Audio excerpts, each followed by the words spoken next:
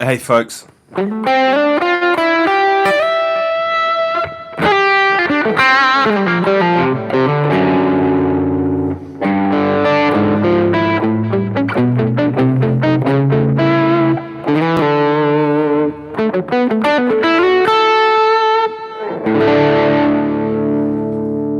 give that a quick tune. How's everybody doing? Sunday night here in Wellington, 6:30 p.m. It's going to be my new time I'm uploading to YouTube. I think it's a better time. Maybe the occasional time it clashes, but generally I think it's going to work better for me. And actually looking at a world clock seems to work for a lot more people, I think. So yeah, welcome to the live stream. This is Guitar Daily 156, I think it is. 156 episodes. That's madness, isn't it? I was telling Corey Christiansen about that the other day when we were away. And he was like, wow, you've done 150 videos this year? And I was like, wow, there's more than that if you count all the other stuff. But 150 episodes of Guitar Daily, that's nuts. I thought I'd start by playing a Robin Ford track. It's one I've done on my channel, but I love Robin Ford. And I actually had Damon Grant, a really great saxophone player, Kiwi saxophone player based in Melbourne, asked for some Robin Ford last time. I didn't get to it. I got the message afterwards, so I thought I'd start with this one. Robin Ford, I think it's kind of basically Help the Poor. So hopefully you hear this okay.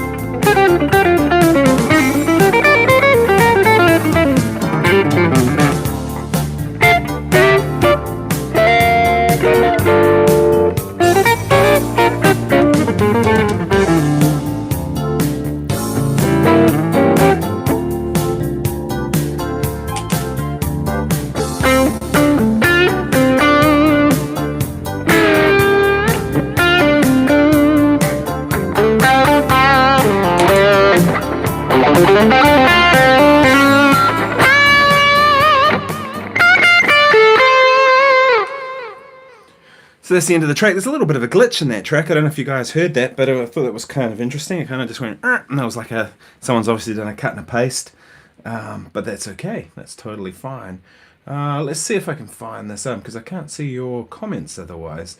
I'm just using my iPad over here, and I have a cup of tea, cup of herbal tea because a little bit healthier. And then having a drink on a Sunday night. Don't mind having a drink, but Sunday night. Not so sure. Hopefully this is coming through okay. Can you hear it? I mean, I'm assuming. So this is my AR420, which you'll all have seen before, I hope. I'm just running through the FM3. I've been using the FM3 quite a bit.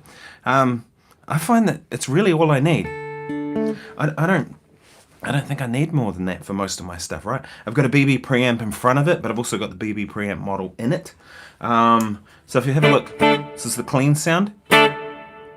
It's got beautiful reverb. The reverbs and the Fractal stuff is probably my favourite thing about it all.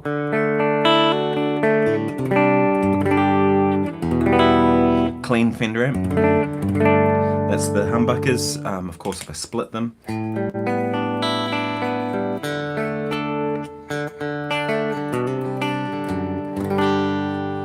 And there goes a copyright strike.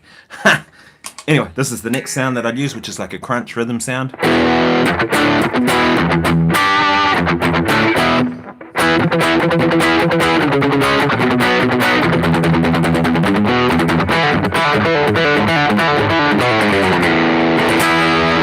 Right, and then kind of a boosted clean, which is basically just the amp just turned up full.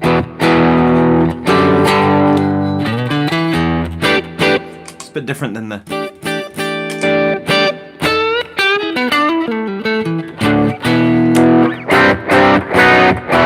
This is the boosted amp, and then my favourite tremolo, the harmonic tremolo.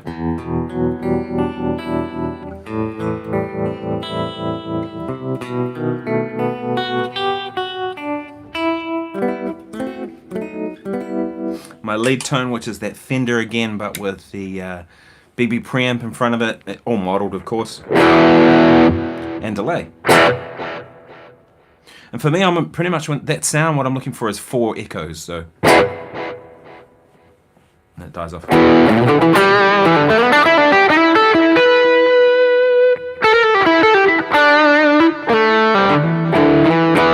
And the thing is, when you're playing a gig, like once the band's in there, drums, bass, all that stuff, you wouldn't really even hear most of that delay. It just kind of fattens up the tone, and it's much nicer than reverb in that instance. And then another sound I use is this. Multi-delay.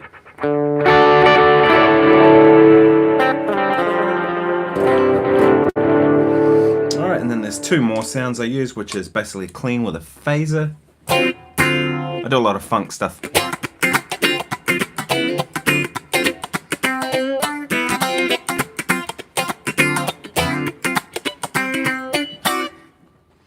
And then the same clean sound. This is my clean with reverb. This is my clean, real dry. Same reverb, but the delay times, reverb times turned down, all that stuff. Is this still coming through clear? Can you hear it fine? I don't like too much reverb on funk stuff. For me, funk stuff should be pretty dry. Right, but I'll generally play a single coil, something like that, for that sort of sound. And then... yeah, that's it. That's eight scenes, all on 3 switches with toggle and holds.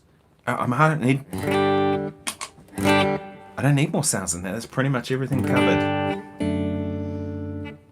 Oh, thanks, Bakesh. Bakesh, is that how you say it? Rye? Thank you. I'm glad it's coming through.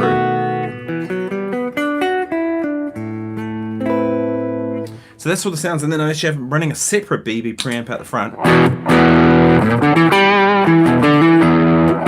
which is gain at 12 o'clock. So that's into the clean amp. It's a clean amp. And then if I go into the crunch, which is a Friedman.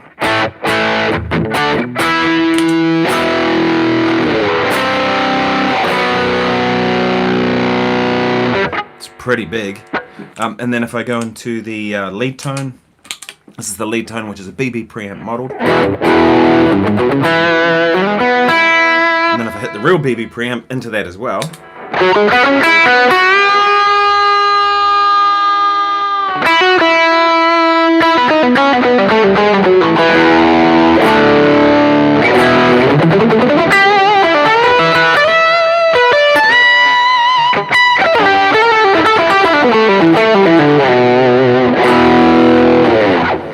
which is just fun, you know what I mean? It's fun to just stack all those overdrive tones and stuff, and especially on a guitar like this, which can I get to it without dropping something?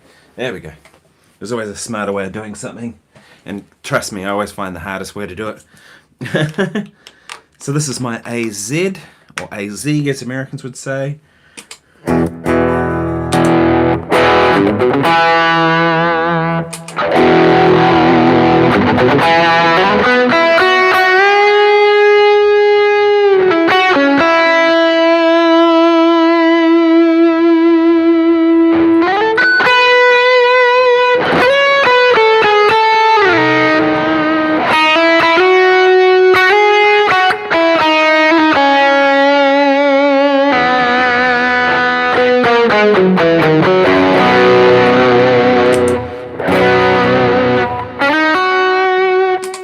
see it's a very different kind of character, and it's different depending on what that BB preamp is hitting too. This is into the clean amp, and then I'll go into the boosted clean amp,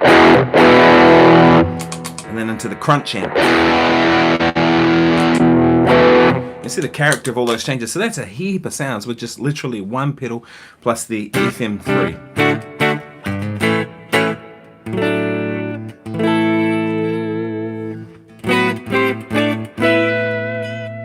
Might play some Steely Dan. How about that? I feel like playing Josie. Let's do that. Let's turn that volume down. Yeah, make sure that's down. I'm going to swap over guitars again. Because why not? Hope everybody's well, wherever you are in the world. Let's make sure this guy is in tune. There's one thing I can't handle, it's out of tune guitars. Sometimes I wonder if I'm out of tune. Does anyone feel like that? Just some days where everything sounds out of tune to you and doesn't matter. Doesn't matter what you do, and you're kind of trying to get your tuner to work, and it's annoying. Anyway, I'll get this Josie track up, and I have a cup of herbal tea.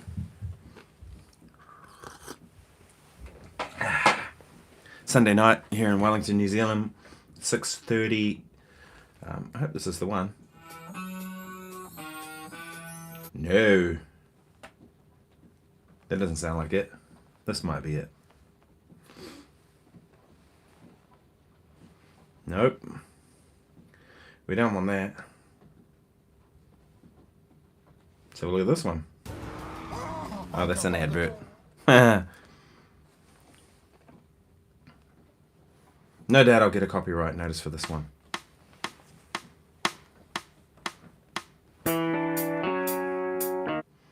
I think that'll do it. But hey, I'm going to play it anyway because I want to play some Steely Dan. I feel like it.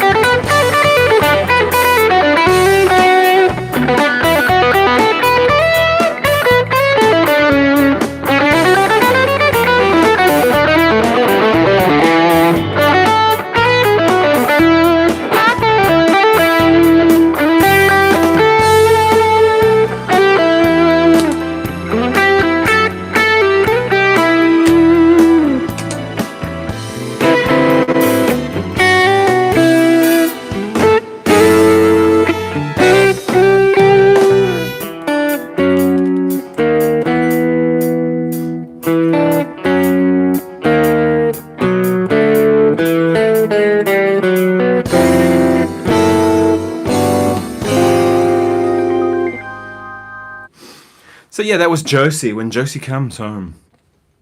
Yeah, it's a cool song. I love Steely Dan. I mean, some of that stuff is just genius, isn't it?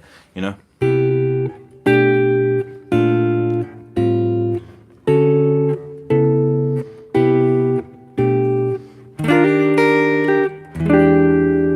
Yeah, oh, it's so good.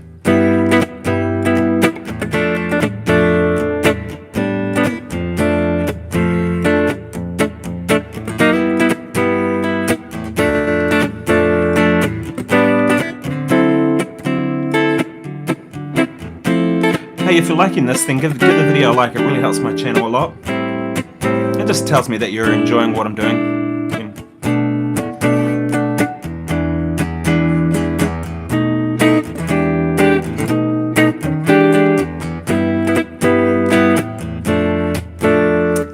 Keith Richards, herbal tea I don't approve. Very nice. Yeah, I know, herbal tea. I don't know why. I was tempted to get a whiskey because it's getting cold here. As you can tell, I got 2 jerseys on, plus a jacket. It's raining at the moment. We're definitely heading into winter. But hey, if you want to put some whiskey in your tea, it's all good with me. I might just turn that up a little bit.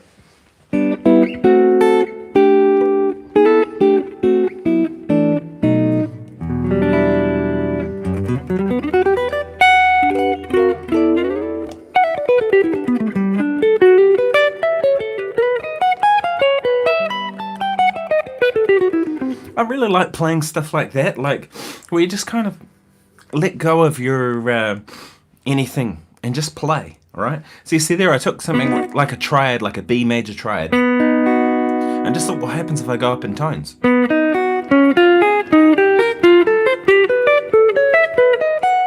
It's going to end up back at B, because the thing is, like, when you kind of done a bit of improvising for a while, you sort of soon realize, well, I can get myself out of any kind of trouble I get myself into, right?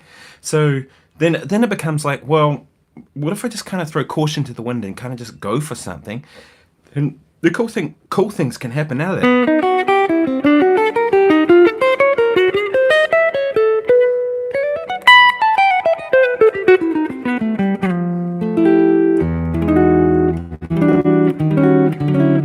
I remember hearing Mike Knock play, a really great Australian piano player, and Mike lived in New York for a long time and was, killer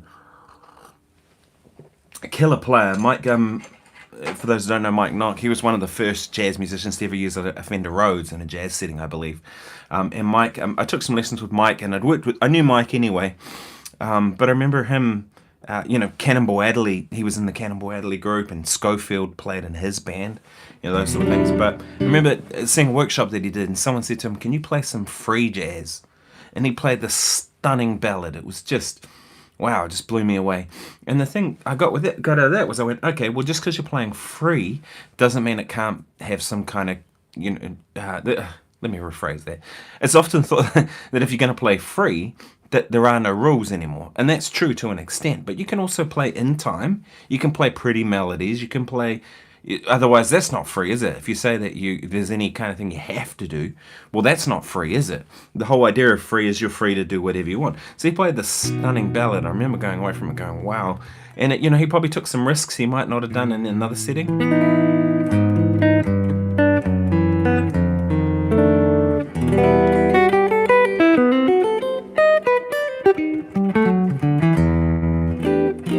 Really enjoying playing this guitar lately. I used it for that Sports Awards gig I had recently, and just found it did so many things really well. It's not the easiest guitar in the world to play. I don't know why, but for some reason strings feel really tense on this guitar. I've got other guitars like this one here is the same scale length, and yet 11s on that guitar feel really easy. 11s on this feel like there's a bit more tension. I remember my buddy Warren Mendonza was saying that was something to do with one of his guitars that's got a quarter saw neck. It feels like the strings are more tense. Could be that. But I think that's a good thing. For me, I find, if guitars are too slinky, I'll overbend or something will go wrong. The other thing too is I find that for rhythm guitar, which is my favorite thing, rhythm guitar is better on a guitar with more tension. You know, any guitar with light strings, you know, I just overplay, you know. Talmadge sounds great. Oh, Talman sounds good. Thank you. It's really versatile with the setup on it, you know. Now I know what you meant.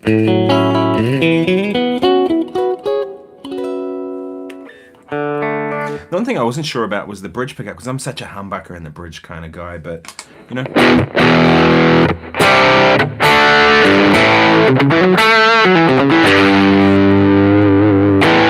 It's still a pretty hot single coil. This one's a Mr. Glenn Cruel Mistress, so it's about a 10k pickup, so it's actually hotter than most humbuckers. So still overdrive an amp.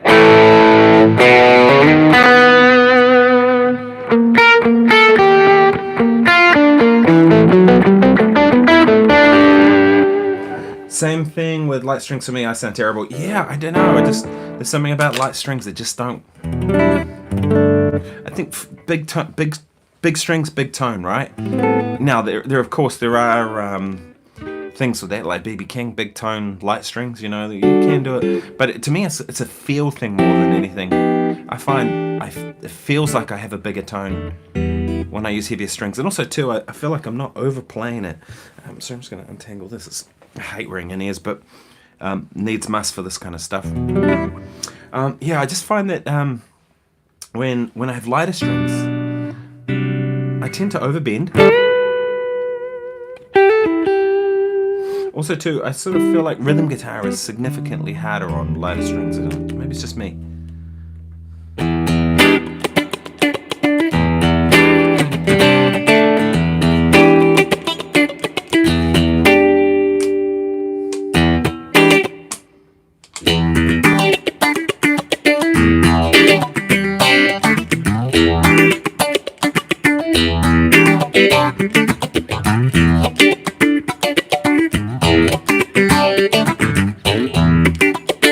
Thinking of that Herbie thing. I like any kind of guitar sound that has a swirl about it, like that. It's a phase 90 in the Fractal. There's some sounds the Fractal doesn't do perfectly. I much prefer the OC2. I think I've talked about that before. The OC2, the real OC2 pedal, sounds better than the sounds in the Fractal. I mean, it's convenient having it in there. That's one that I just find the real pedal sounds. I don't know. I haven't found anybody model the OC2 quite right yet. Maybe because it's one of my favorite pedals. And I think for me, it's like they're all too clean. Like the OC2 kind of glitches and does weird things. The old Boss OC2. And the other thing with it too is it's not always the same thing. Like certain notes, if you play two notes together, you'll get that weird kind of glitchy thing. But if you play a different set of two notes, you get a different kind of glitchy thing. And I find that most of the models of those, and everything I've tried, they all sound the same in terms of the glitchiness. It's like that natural analog thing is not really there, but you know, it's convenient having it all in one unit, of course. I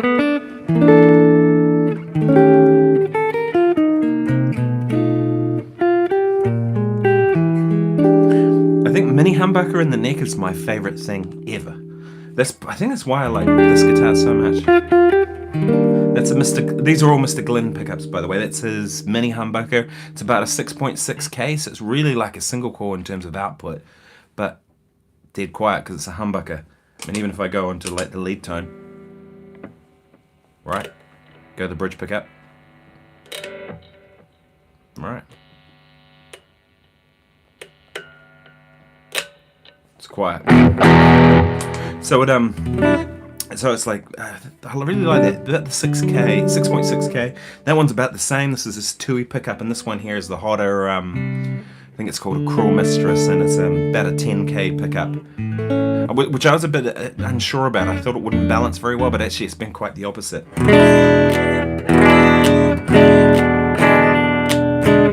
You know, there's something about the neck pickup too that's always going to be fatter in terms of and louder because I guess there's more string vibration here.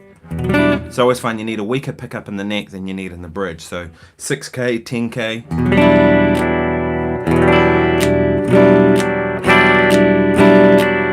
Seems to be about right.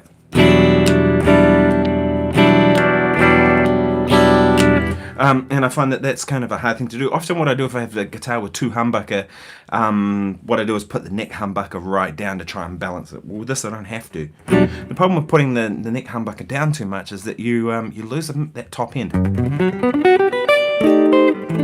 Sometimes needs must. So that's pretty much my setup if I was going to have like a signature guitar, as I've talked about. Although I probably would go for a humbucker in here if I was going to get a signature guitar, just because it really is my thing to have a humbucker. I like them. Neck humbucker sounds really full. Thanks, Pat.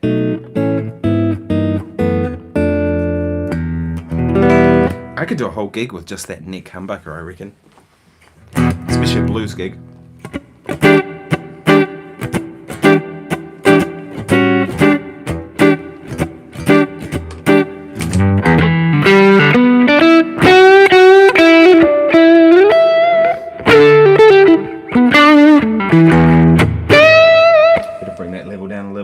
It's a bit touch loud.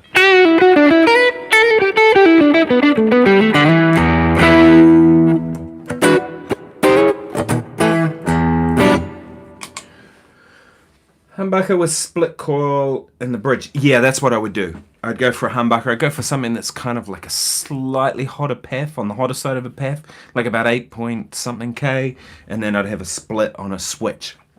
Much prefer them on a switch, then you can go kind of get all those options, but you can also get split options with it. And I always prefer those two pickups. I don't use that pickup on its own that often for me. So like this guitar is neck pickup, then neck and middle,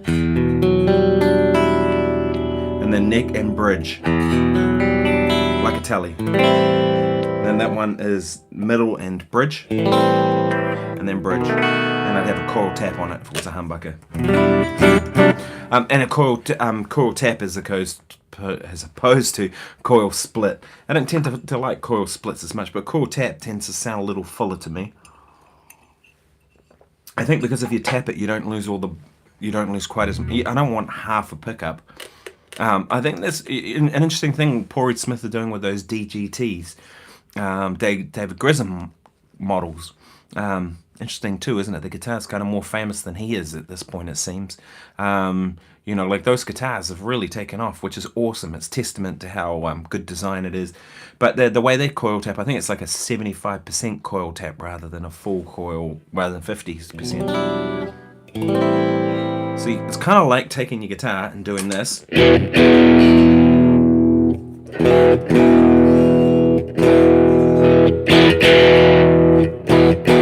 But because it's splitting the coil, you get a slightly different sound, and I really like that concept.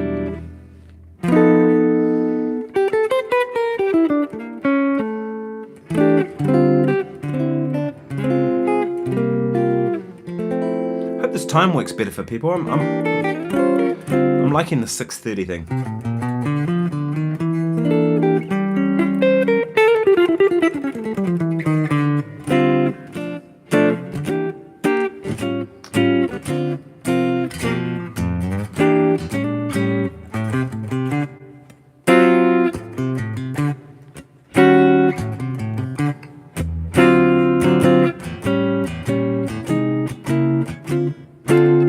I really like those kind of what we used to call the cool grooves. They were always really fun. I might play another track, eh? Why don't I play... let's try... There was another one I saw came up before. Where is it? Is this one... I don't know if I've played along to this. Maybe I have. Oh, no, I definitely have done this one. So let's give this one a go.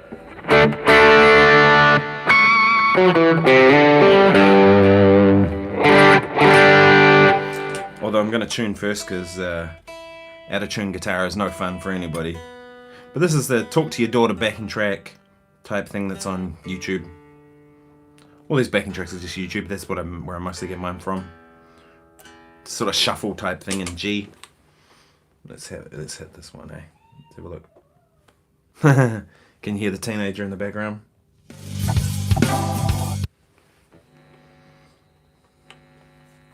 Right.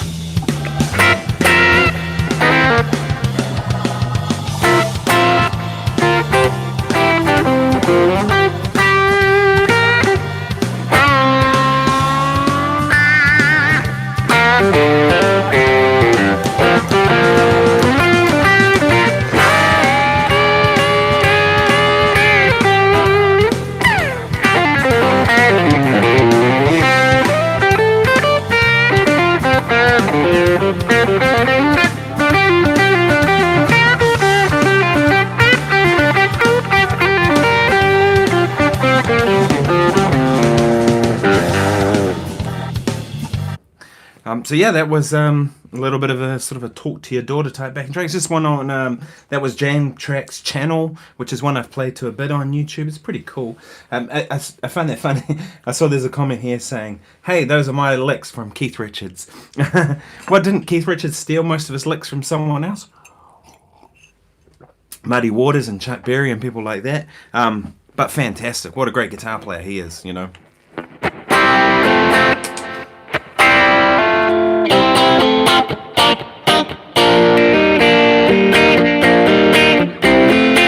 You know, those sort of things.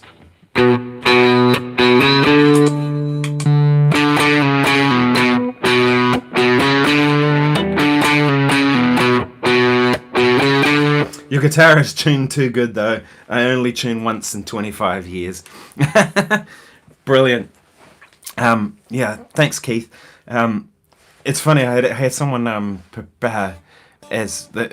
tuned in as Kurt Rosenwinkel on one thing, and I noticed they had one subscriber, and I was like, Kurt Rosenwinkel, saying all kinds of trolling. I played with this cello player quite a bit in Wellington here. Really, really good player, and he doesn't tune his cello. I remember saying to him, "Why don't you tune?" And he goes, "Well, I just don't play open strings." And he's using the bow, and he'll just adjust because it's a fretless instrument. Okay, he's a badass.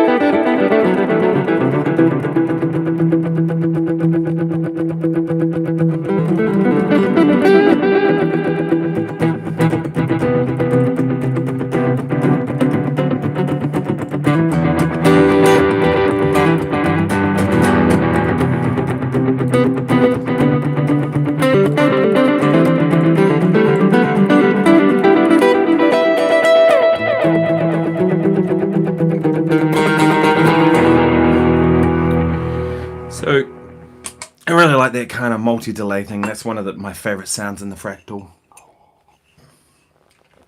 I was watching this movie last night, and it's funny how music's kind of everywhere. Movies, we hear musical sounds in nature, we hear music obviously on the radio, all kinds of things like that.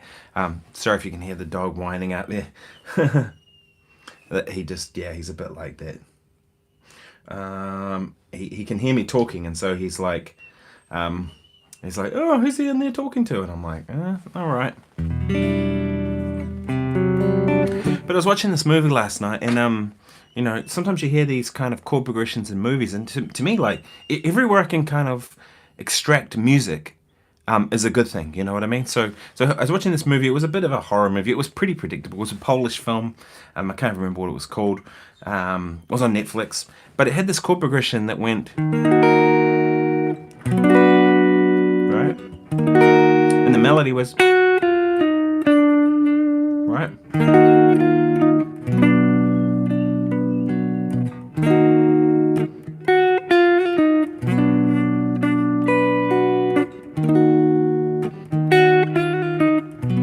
And it kind of got me thinking, like, there's so many possibilities even within that. You take something like that and go, well, how else can I voice that chord? What about this? It's E flat minor to B minor. There's an option right there. Or even...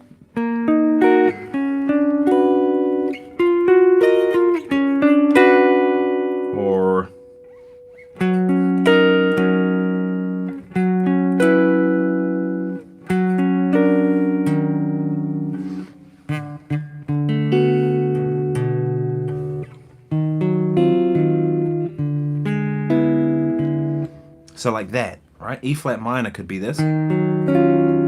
To B minor could be.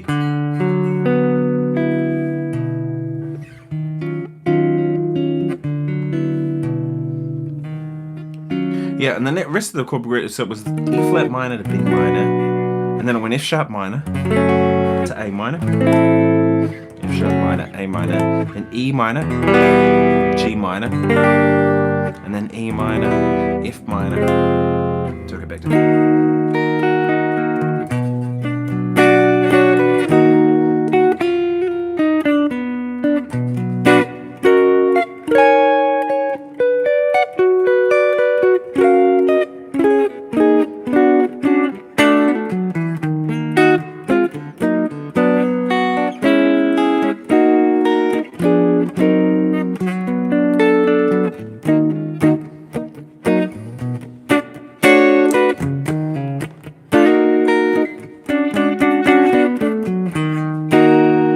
So yeah, if you're just tuning in now, this is Nick Granville here.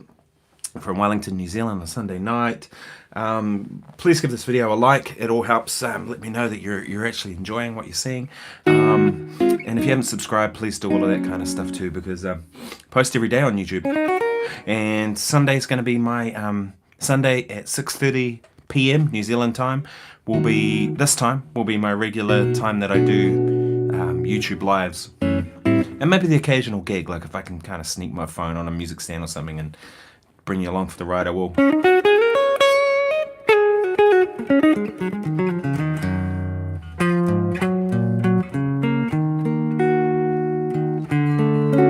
That's an interesting kind of concept, isn't it, too, right? So like E flat minor, and then like D major 7, but over the B.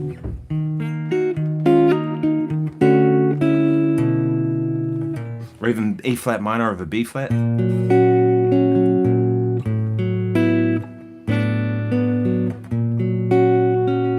So there I went to B minor but over the A. Right, B minor 7 but with the 7 in the bass. Or even.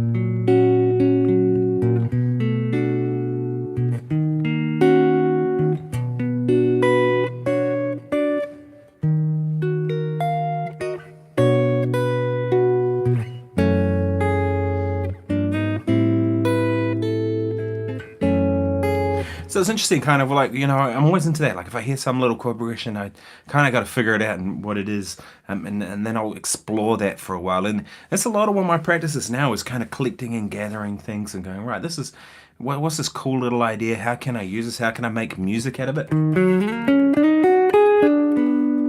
You know what I mean? Something like that. And then next time I hear that same chord progression, even if it's in another key, right? So essentially what's going on there is we're going E flat and we're going 5, so down 1, 2, 3, 4 steps to B minor, or you could look at it as up to the flat 6. So if we're in the key of G minor and I hear the same chord progression. Now, where have you heard that before?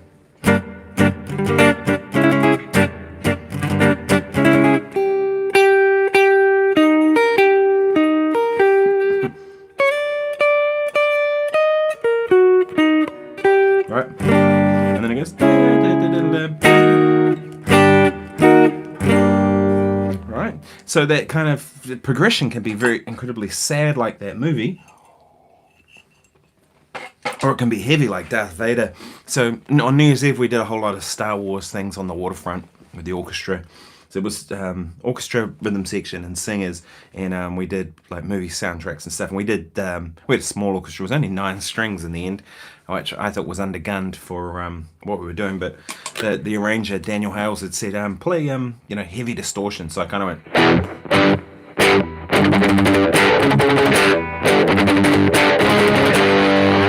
That sort of thing, and then.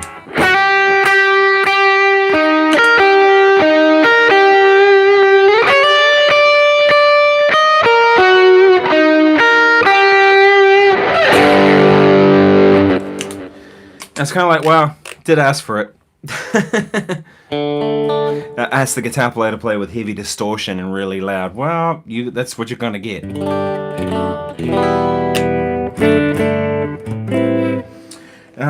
Keith Richards says, do you always write tunes on the guitar, write on the piano, or in the DAW with piano roll? I pretty much never do it in the computer. I don't particularly like that. The whole digital audio workstation DAW thing, I find that that's not the best way to go in terms of writing. I find that, to me, that feels like I'm publishing, like I'm getting to the point of finished. And the best thing I find is most of the time, the best things I ever write happen when I'm just playing at the guitar. And like, I was doing that before. I'll stumble upon something and I'll go, oh, that's cool. And then usually I just record it in my phone on the camera roll, it's a standard camera. And then that kind of stays in there, and then one day I'll pull it out and make something of it. But I find the best things happen at guitar. I used to write at the piano a bit, but I have such a limited facility on the piano, I just end up getting frustrated and annoyed. Whereas on guitar, like, this is my instrument, so I find the best music I've ever written has always been written at a guitar. There's this idea that you have to write at the piano because it's the most complete instrument, right? The full 88 keys, you've got the range of like bass clef, treble clef. Well, and that's true to a sense, but to me, It's not the instrument writing the music, it's the person writing the music. And this is my instrument. This is just a tool to get the music out that I want to create, right? So if I'm on the piano, that's an instrument that I don't really play.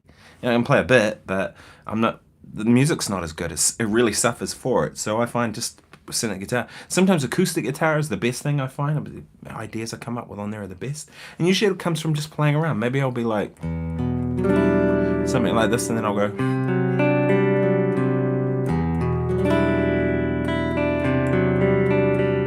Right, and there's an idea straight away, and it could turn into something. Maybe it goes. I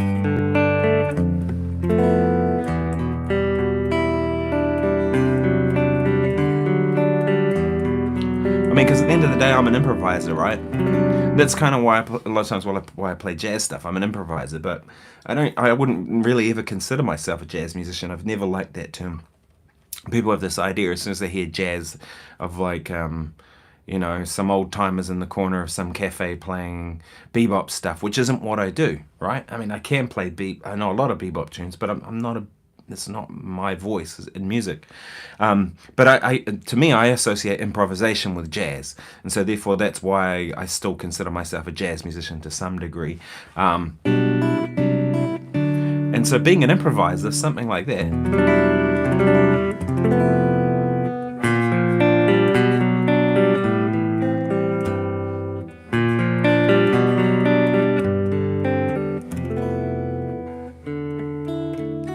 Maybe the bridge needs to lighten up, so I'll be. And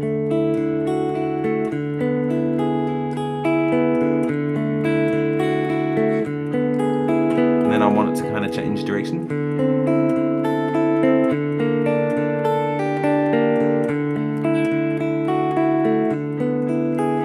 And the reason I can kind of go off on these tangents is I've just learnt a lot of music, and all kinds of stuff, from classical stuff to jazz to whatever, and blues, funk, soul music. I collect music from everywhere.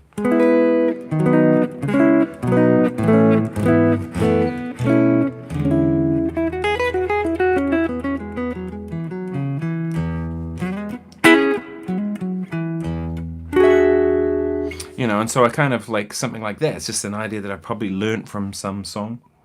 And all kinds of stuff. Motown songs have some really interesting chord progressions too, So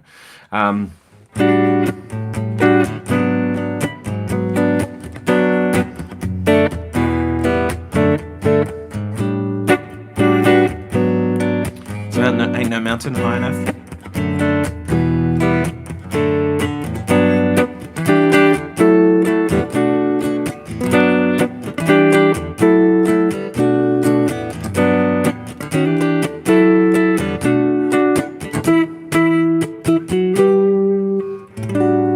Such a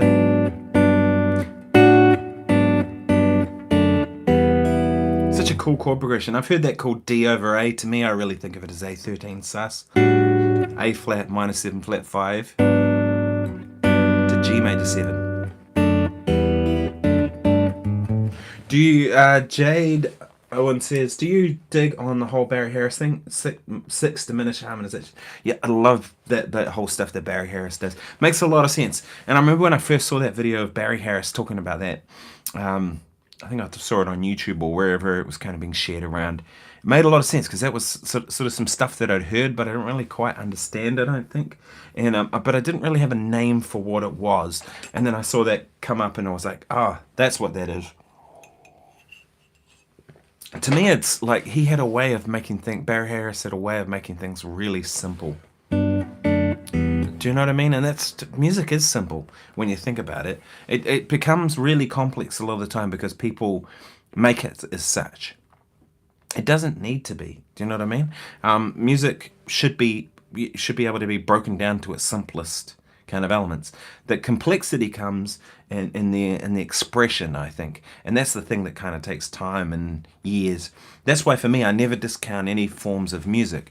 To me, I think of blues music as just as complex as I think of jazz music, in a different kind of complexity. Sure, it's not as harmonically as advanced, but to me, it's like blues music. The expression is the complexity, right? You listen to the way B.B. King kind of bends a note, and every time he bends that note slightly differently. Do you know what I mean? because it's a different level of expression on it. It's a powerful thing. Joel, you're here. Time to vote in France. Is it? Is it voting season, is it?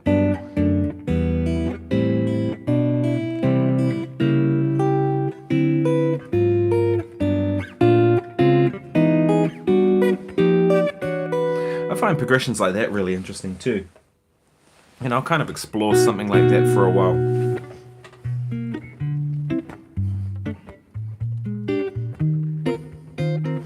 Errol Garner uses that whole thing a lot too. Close voicings and blocky chords, yep. And those guys weren't really theorists, they just heard it that way. You did right, they did. And the thing is, but they were probably sharing ideas with each other. You know, someone would play something and then someone else would grab that idea and kind of run with it. And then the other person who probably showed the person the idea in the first place probably came back to it and went, oh, well, I'm going to pick that idea up and run it further from where you did. And that's how these things developed. And then the theory was used later to kind of describe it. That's the way I think it kind of worked.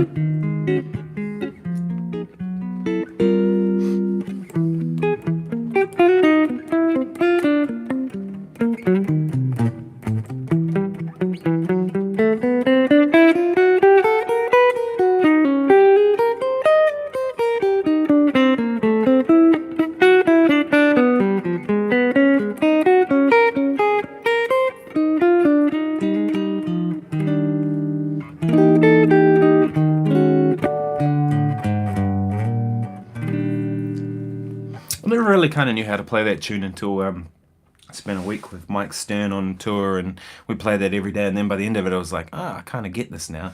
You know, and I think Giant Steps is one of those tunes that's kind of seen as the Mount Everest of music for some reason. When there's much harder tunes, but the thing with it is if you do it a lot, it becomes much easier, just like everything else. And the other thing too is, you know, like I'm really into funk music. I don't know if you've noticed, but I love a lot of funk music. And the thing with funk music for me is it's all about the groove, isn't it?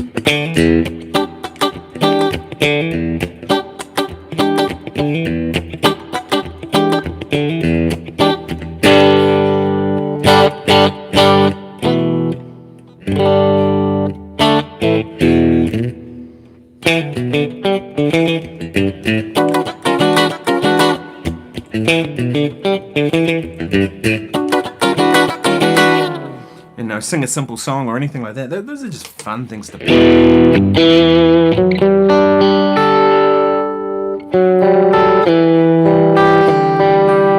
But then I heard some Bryan Adams on the radio today when we took my daughter out to her dance class, and I think it was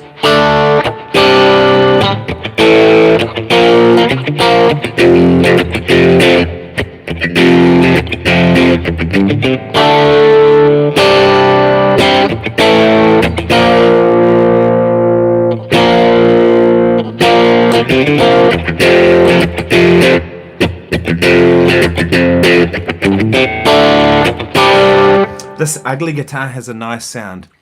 Thanks, buddy.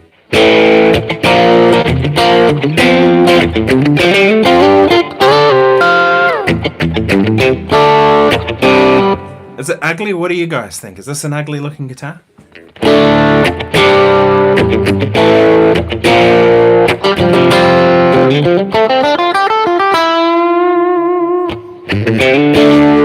You know, those Bryan Adams things are great.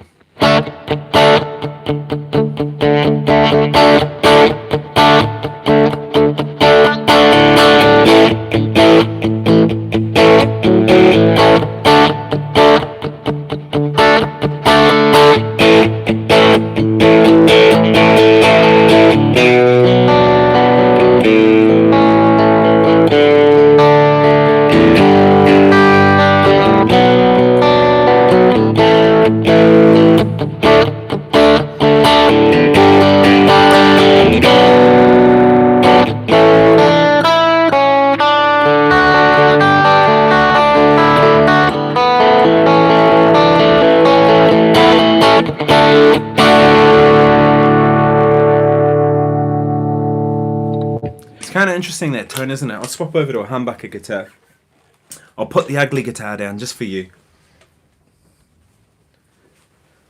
See more next time. Have a nice day. All. Thanks. Same to you, man.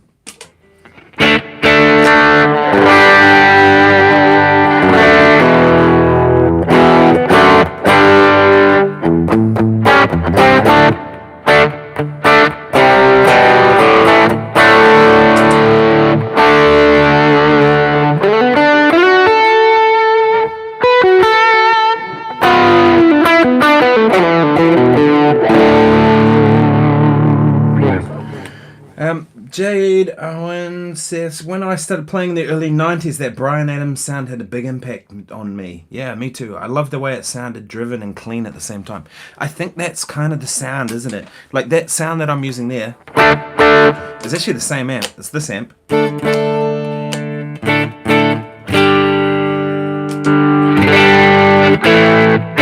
But I've just goosed the gain on it.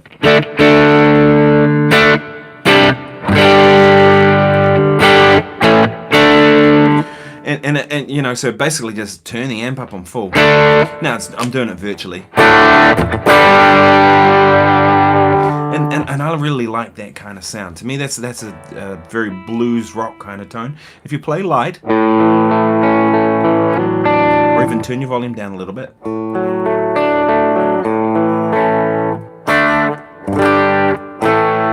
Yeah, clean sound, right?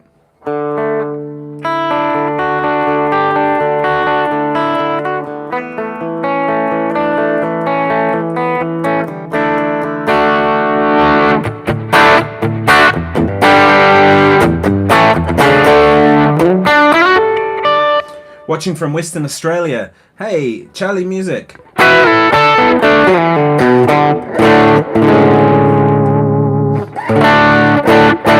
Just a fun way to play. It's a very different sound from a kind of a crunchy tone. Excuse me. I had to have a drink. What part of Western Australia? Isn't Perth in Western Australia? Maybe you're in Perth.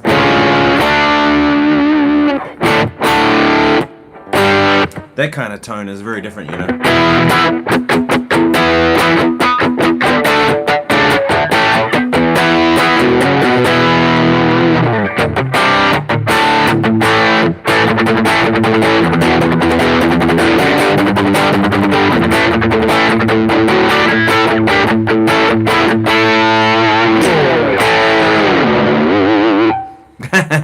Someone take the whammy bar off me. As soon as I have one of these things, I'm going to do that. Holds pretty good tuning. Now, one thing I have done with this guitar is I kind of took the strings out of the string tree. I found the string tree was kind of catching a little bit. I know there's stuff you can do, but it actually doesn't need it because it's still hitting here. It's only just getting the right amount of angle, but there's enough angle here that it's okay. And that's the thing with guitar tones, right? Is you can get so many guitar tones with just a few sounds. It's kind of cold here at the moment too, which is why guitars are going all over the place.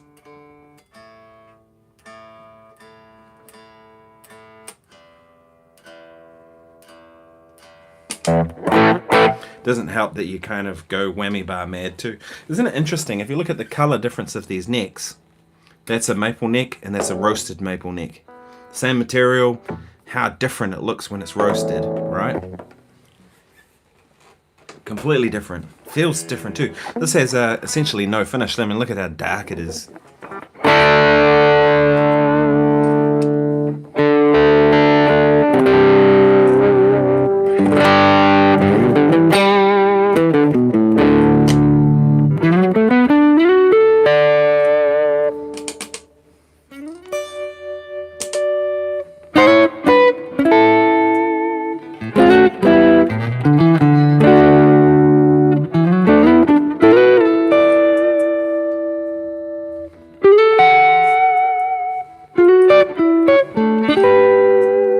To me, that's kind of how I like using a tremolo. I don't, you know, the big whammy bar dives and all that stuff. That was kind of the excess of the 80s and 90s. But to me, it's like a little bit of shimmer on a chord.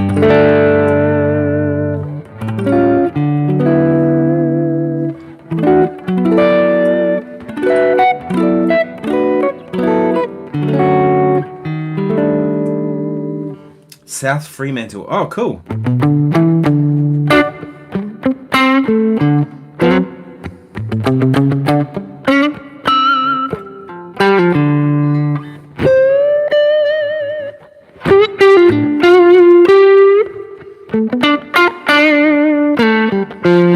Should play some blues.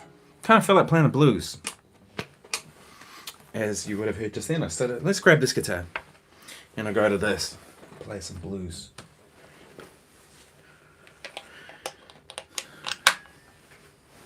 Yeah, Sunday night, Wellington, New Zealand. Sleepy old Wellington, New Zealand. Oh, let's go to this. This is one I used the other day, which I really like this guy, Phil Wilkinson's backing tracks. They're really great. This is one that's blues in F.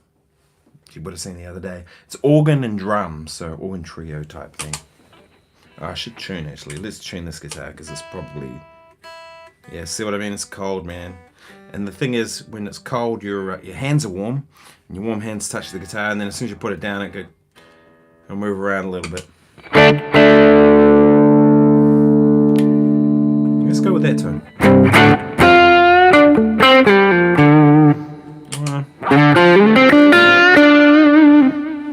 Let's go with that.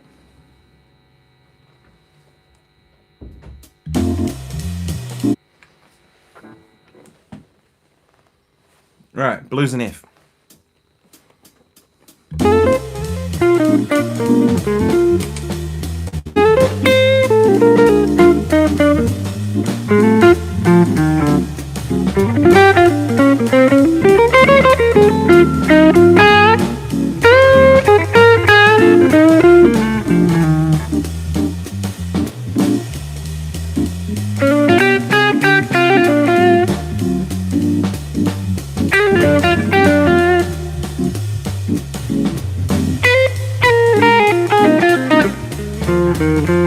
It's better.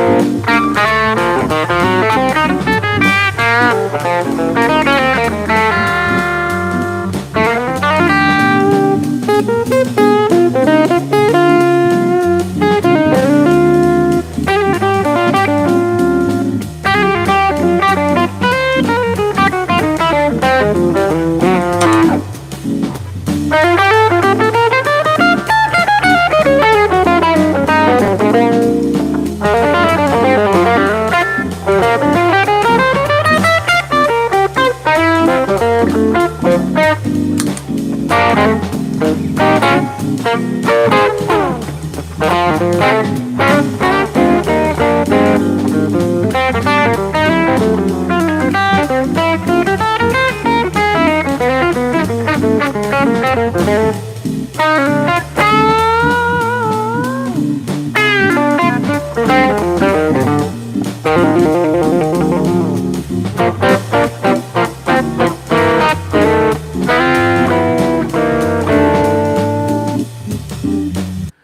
that was a Blues in F, the Phil Wilkinson music organ trio thing, which I really dig. I think his tracks are fantastic. Hey, look, people, I'm going to have to sign out in a second because I got a couple of other things I have to do tonight. But it's been fun doing this. Thank you so much for tuning in. Thank you. I like that. Yeah, it's got that Joey Defrancesco vibe for sure. Yeah, I mean, Joey was the king of organ, right? Can't think of anybody who did jazz organ better than Joey Defrancesco, right? In terms of, you know, that kind of period of time. Of course, there was like Jimmy Smith and people like that before him. You know, all the people that Jack McDuff and the people that he kind of would take his hat off to. But he was really, to me, the king. And I was really fortunate to get to tour with him. It was really sad, died at 51 years old. But Joey could really play. I remember the first gig we did, we were in... it was with a big band, with the Roger Fox big band, and Joey was, the first tune we did was a blues B-flat type chart, whatever it was, and we had a bass player, right, because the big band has a bass player, and he's playing, and Joey looks around at the bass player and goes, I got it, just sit out, you know, for his solo, and he started kicking in the left hand. I remember the groove just going, like it just became this really heavy kind of thing, and it was just like, whoa, okay. That's where we're going. And, you know, he just had complete facility. That left hand wouldn't move. It'd just stay on that groove. Thank you. Cheers, John. Thanks for tuning in.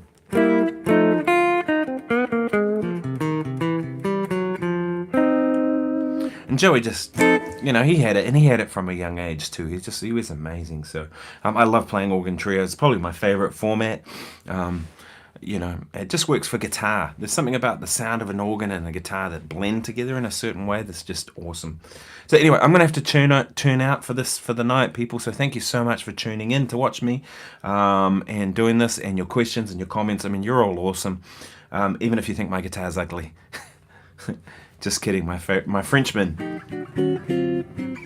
friend, Joel. So anyway, I will see you all tomorrow. I've got a cool video lined up, ready to go for tomorrow. And I hope you like what you've seen so far. And this will be the time every week for the live stream, other than the occasional one, which I'm going to do like if I'm at a gig and I can throw my phone up on a music stand, I'll do that. Cheers, Keith Richards. All right, guys, take care. Have a good night.